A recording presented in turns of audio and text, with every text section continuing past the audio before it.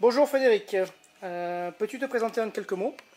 Alors bonjour, je m'appelle Frédéric Ebrard, je suis arbitre fédéral assistant 1, donc j'officie en Ligue 1 depuis 3 saisons.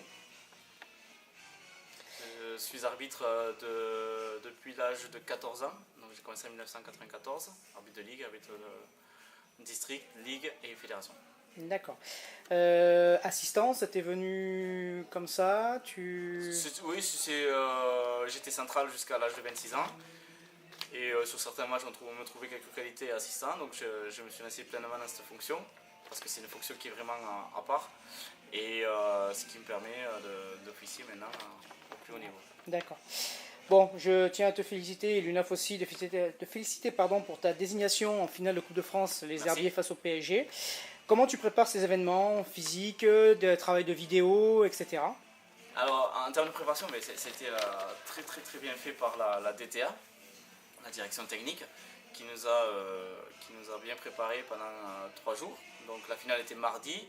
Mercredi, on a été convoqué au manoir de Grécy, qui est à une 25-30 minutes du Stade de France.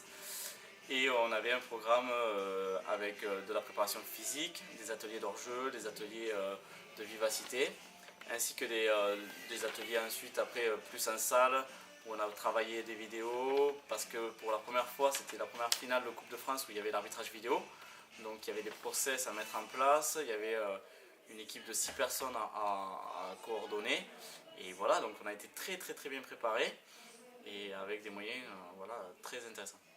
D'accord. Alors, en ce moment a lieu le 52e congrès de l'UNAF dans la belle cité de Carcassonne. Nous allons voir plusieurs débats, plusieurs thèmes, et un qui ressort le plus, c'est la violence.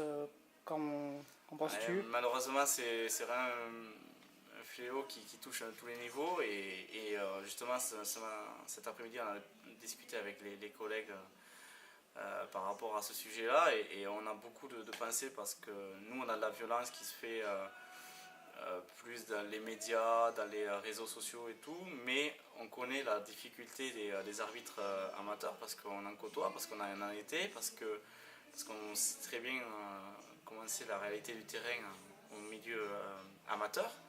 Et malheureusement, on a une pensée pour tous qui subissent ces violences-là, et il y a même des initiatives qui ont été prises par le SAF et l'UNAF d'appeler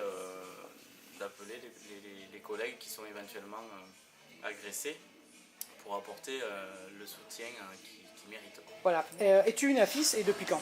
Alors je suis UNAFiste, oui, depuis que je commence à arbitrer, donc depuis 1994, parce que pour moi l'UNAF